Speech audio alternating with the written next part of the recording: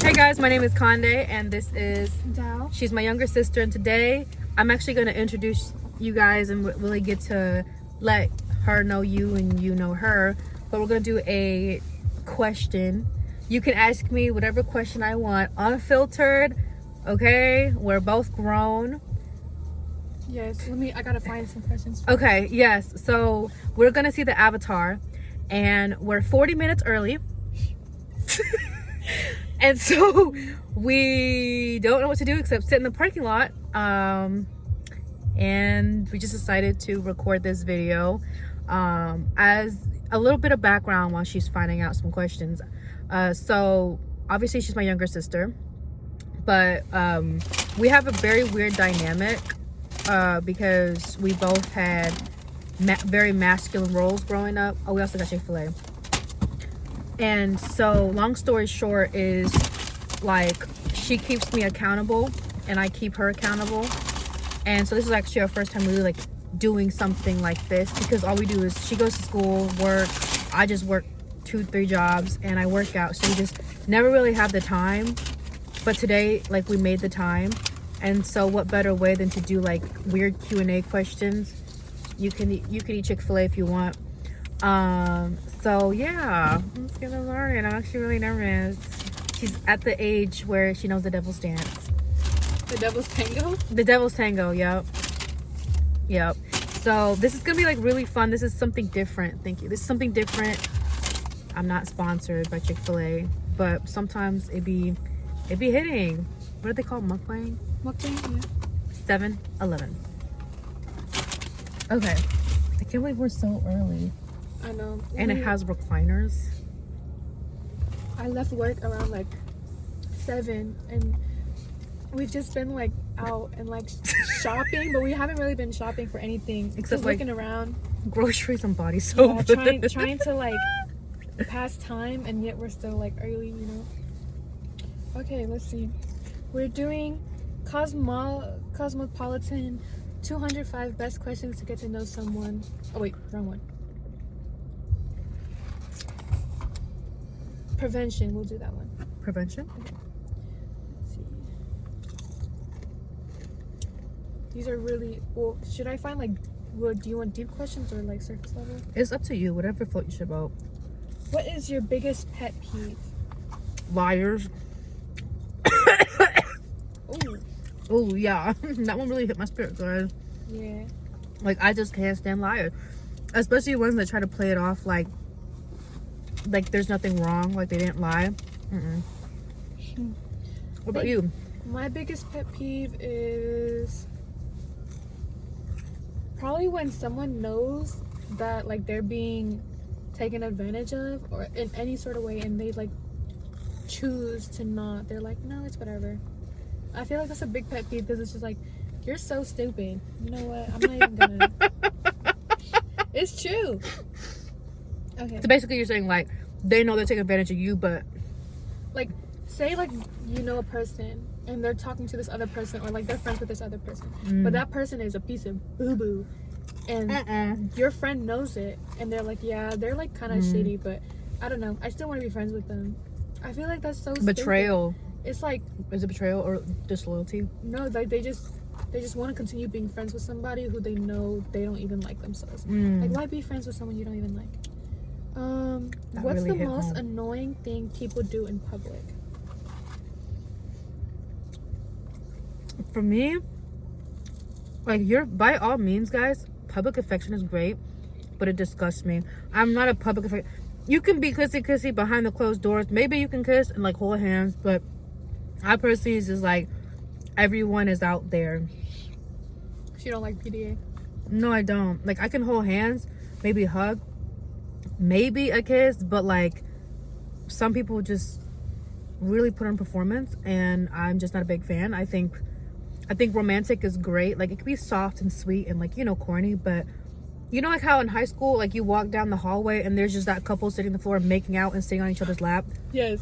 Yeah, that's what I'm talking about. There's nothing wrong with kissing, hugging, holding hands, but just to that extreme to where it's like what is this? It's like 7 a.m. y'all got a room for that, you know. It's 8:30 in the morning. Get some breakfast and go to your class. What about you? I think the most annoying thing someone can do, most annoying thing people can do in public. I feel like in public, it's like, I'm trying to think. So you get annoyed really fast. I do. Like me eating with my mouth open, she'd be like, "Can you not?" I don't know. Like, if you have a lot in your mouth, you happen to like chew a little bit, like, or whatever. But I don't know, the little, because I have a couple friends who eat like, You have all your friends. and I don't know, it irks me, but I don't say anything because obviously I don't want them to, like, I'm not gonna have them change how they eat. But she don't gotta say it.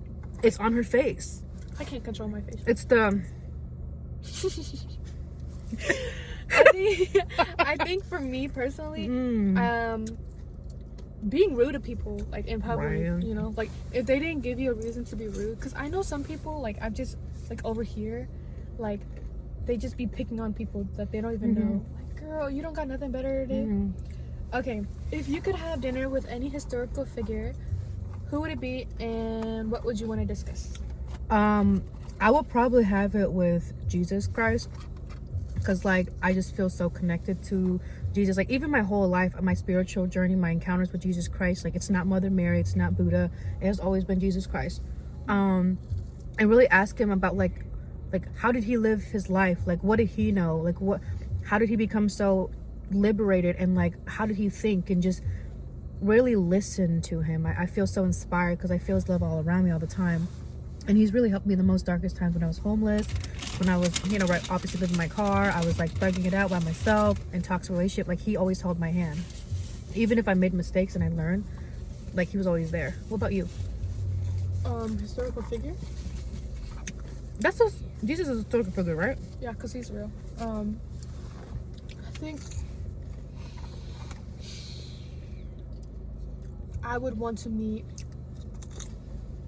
Abraham Lincoln, because one time I woke up and I saw him through my window.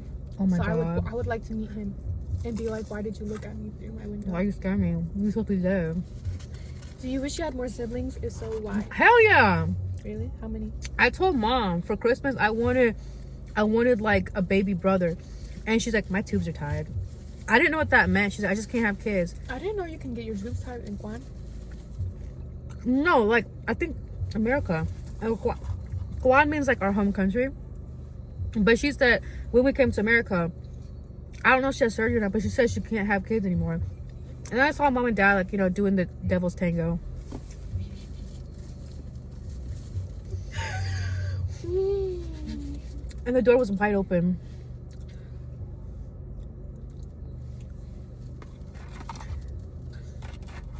Okay. I think, me personally, I would want younger siblings, but I wouldn't change the fact that I'm the youngest, though. But I think I'd rather my siblings have kids, though. A queen never cry. Queen never cry. Yeah, I wouldn't change it though. I feel like she's enough. Like, you know, some people are a lot to handle.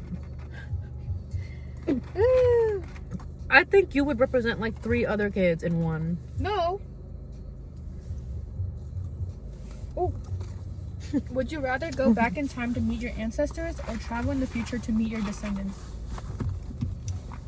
Probably my ancestors, because I want to know why mom is the way that she is and why dad is the way he is. I think I would rather meet my ancestors too. Just so I can see the Lord, you know, and so I Gotta can pass it climb on some to my kids trees. too, you know. Yeah. What is something people would never guess just by looking at you? That I've been through a lot, that I'm actually really wise. People think that like people think that pretty women or pretty girls are dumb because society paints them as like they just look pretty. But everyone that I tell my refugee story to, and like all that, surviving genocide and war and like fleeing country, like they're so impressed, and they're just like, you went through that? I'm like, yeah, you know, I wasn't always, and I had to go through stuff, but it's like people judge the physical appearance without getting to know like the story behind that. And that's what people, when they talk about me is like, I always change your life. Like, you know, some of the friends that you have in Akron, I've changed their lives. I've changed multiple people's lives, friends, like just by actually being me and being authentic. So that's what I wish that they know, is that like there's more to what about you? Cause so typically I'm pretty introverted, so typically on the outside I look quiet. I don't think people would have like, cause when I'm at work I don't really talk or whatever. I think people at work would be surprised that I'm actually like really talkative, but I think it's just like with the right group of people. I feel like you only tell who you really are if you trust the people. Yeah, I get that. What is a pivotal moment in your life that changed who you are today? When I was cheated on,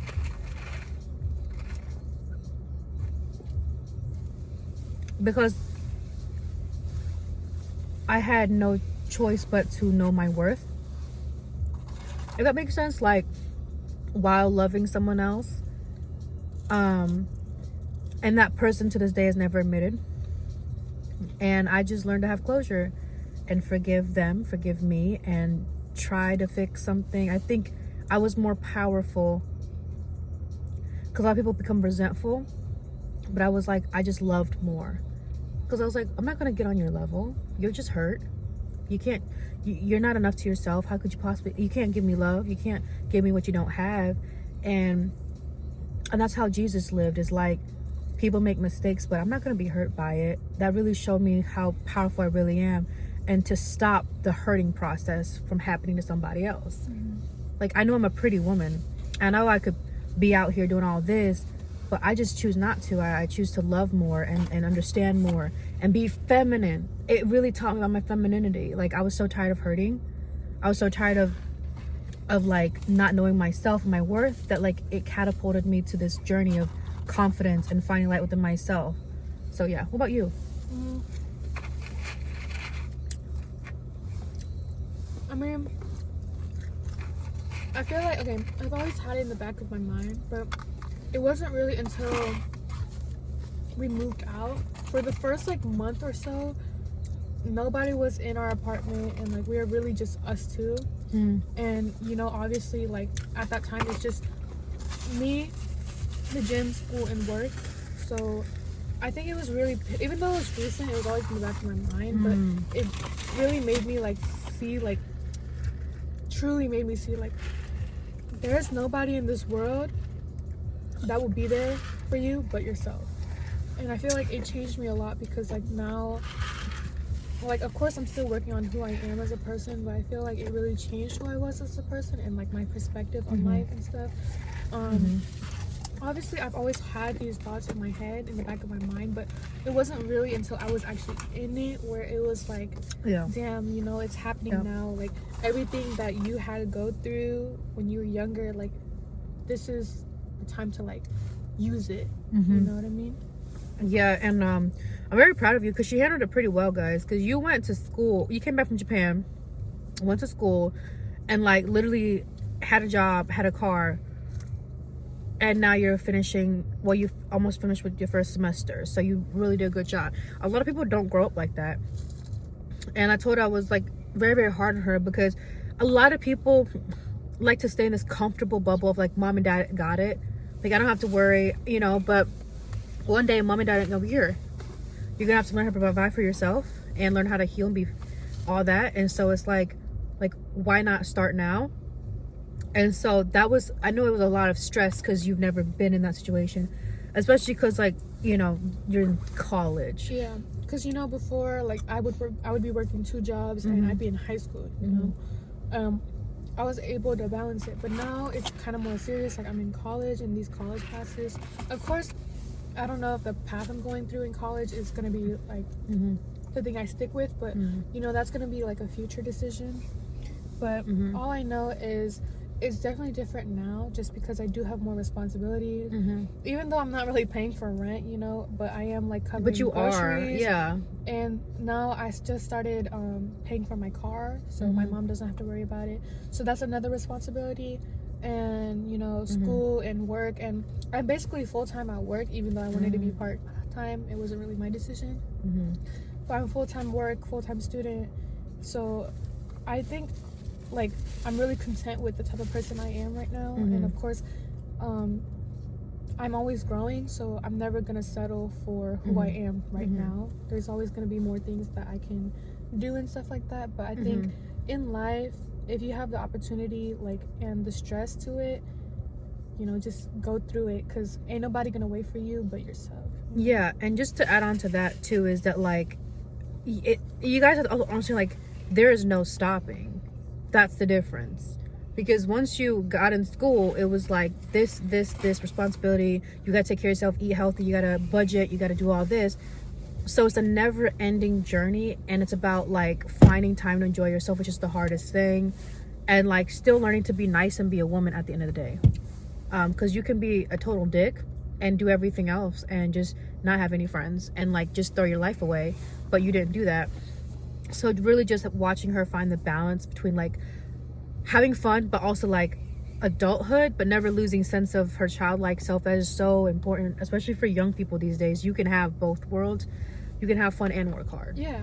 So even though there's always gonna be times where you have to become serious and be like, okay, you know what, it's time for me to lock in, it's time for me to actually do something. But never forget that at the end of the day, you're still a human, and you should always have breaks, you know. Like, me and my friends, we be busy, but we still have time to see each other. So for those who say, oh, I don't got time, girl, like, it's just an excuse. If you truly want to see somebody, you'll make time. Right. You know, me and my friend, like, we work, like, almost every day, and we don't get off until, like, 7, 8, and the next morning I would have a 5 a.m. shift, or she would have school. We still manage to see each other for, like, an hour or two, you know, catch up and stuff like that, or we call each other, you know. So just know that no matter how busy you are in your life, try to make time for yourself. That's the most important thing. Try to make time for yourself. I'm still 18, I'm still learning, you know. I have my whole life, you know. I'm barely even halfway through my lifespan, I hope. But it's like, really dedicate your time for yourself too. Never forget about yourself, because at the end of the day, you are human. You know, you must love yourself. You got to, you know. And I think being in a position where, like, everything's, like, new, of course I grew up to be more, like, independent, you know. So I'm always dependent on myself, and there are times where, like, I can be dependent on people, but I've mostly been independent, you know. Everything that I have on me, or everything that I've owned, I bought it all for myself, or I did it all for myself. I achieved it all, you know.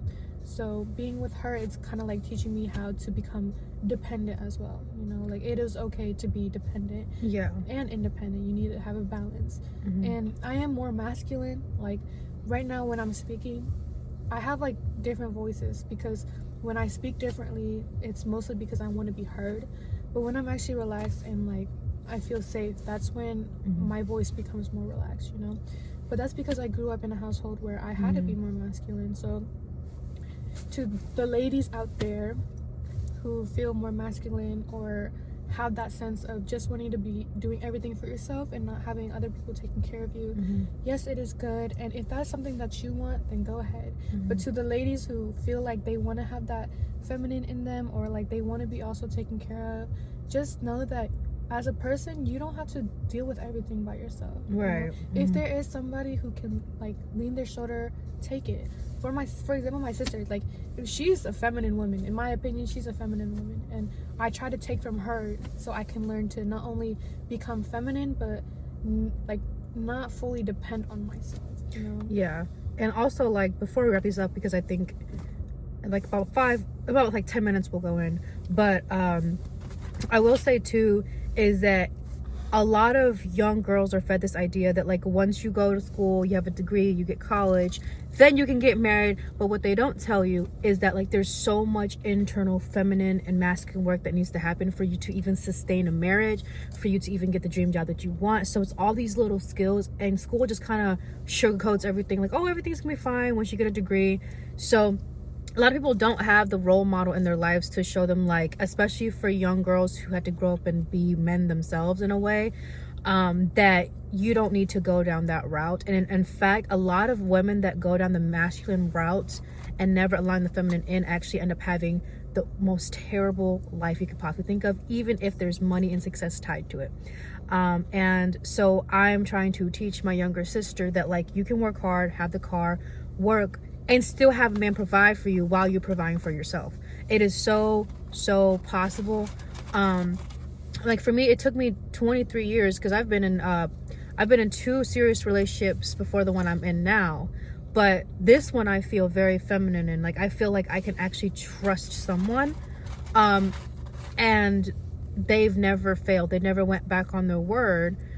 I'm just not used to that. But now I just can't get enough of that feeling. And I want to show her that, like, yeah, I work this, I work that, I work out, I read, and I do all this stuff, but I don't have to be so hardcore. I can have fun too. And that's one thing you're teaching me, is like, there's no need to stress. It doesn't help anybody. You can still do all those things and enjoy your life versus like stressing about bills and rent and stuff like that, because it's never going to go away. Like the you know, like the rent, the bill, it's never going to go away. But it's like, if you can find the skill to manage that, you'll enjoy it while working and paying whatever you can. Yeah, and not to mention, I'm gonna fill this up with water. Okay. All right, but not to mention that. The car so they know that. Okay, go ahead. No, but not to mention that, like, as a person, who you surround yourself with is really important. You know, like, for example, me and my sister, to be honest, we are like completely opposite. We are the completely opposite. Oh, literally. Like, what we like, what we do, you know, what we do, whatever. We're completely opposites. But that's how we learn from each other, you know? Like, without her, I'm not able to, like, I wouldn't be able to figure out that it's okay to be, like, feminine, and it's okay to, like, let my weight off things, you know? And it's also, like, really important for me to get on my shit, you know? And without me, like, my sister's, like, learning now, like, oh, it's okay to have fun. It's okay to, like, be stress-free, you know? You don't always have to be under pressure and stuff. So who you surround yourself with is really important, because at the end of the day, if you are not surrounding yourself with people who actually want to love you and actually want to, like, see you grow and be successful and passionate in things, you gotta leave. Period. You want to do, like, what's it right now? I think we can do like one more question, and then we can go. We'll do a wrapping up question. Wrap up. Okay, this is worse than our last question. But what's your strictest boundary in relationships or friendships? Like, for me is my time. I used to, like, give people so much time, and and I thought, like, being nice was giving time that I can't get back. And I guard my time like I guard my peace now. And unless I really like you and I really click with you, I'm so okay with being in my own world and not having to receive validation from the external world. I'm so okay with enjoying my own presence and protecting my time, knowing that, like, I'm gaining something and I'm adding something to my life versus giving my time and them taking it away from me or feeling so tired. I used to, like, hang out with people and I'd be so tired I wouldn't even feel like myself, and I feel like I was morally obligated to hang out with them. I didn't add anything to my life, and so I was like, time is something that no one can cross. Like, you can never get it back. It's one thing you can never get back. And so once I understood that, I became unapologetic. And when you know your worth as a high value women or men, you don't give everybody your time, not even certain family members or friends or cousins, whatever, and that is okay. And that's about respecting yourself. It's like, if they're not making me happy, or if they're not making me richer, if they're not making me joyous, like, then I'm not giving them my time. And so I don't ever feel bad about not doing it either. And then to add on to that is, like, my body, my temple. I thought love was like giving everything in your body away, and that resulted in a whole different healing journey that I'm on. I'm almost complete, and I'm really excited to be in perfect health now. But, like, time and my body, like, who I am. What would you say? My strictest boundary, I think, is loyalty. I feel like a lot of times these days, especially in my generation, like, loyalty is really hard to find. Like, you do not need to be having, like, gazillion friends, you know, because most of the time, half of them are not going to have any loyalty to you. Right. Like, somebody is going to be talking shit behind another person's back, or they're going to be fucking each other's boyfriend. I don't know. It's crazy this world we live in, y'all. But loyalty is such a strict rule, you know? Like, with my friends, I have loyalty to them, you know? Like, they come, like, I mean, I want to say they come first, but they do come first in a way, you know? I come first, my family come first, my friends come first. They all bound together into a big word called relationship. You learn it, you know? But my friends and my family, like, if I don't have any loyalty to them, I have no loyalty to nobody. Right. You know? Like, the people who I surround myself with and my friends and stuff like that, I truly love them. Like, I would give the world to them. And I'm loyal to them, you know? If somebody's talking bad or they need to get their, like, even if my friends are in the wrong and they need to get their shit together, I'm gonna tell them straight up. Right. You know why? Because it's out of the love, out of my heart. And I hope that they do the same for me. Of course, it's not gonna be like, bitch, you was wrong for that. No.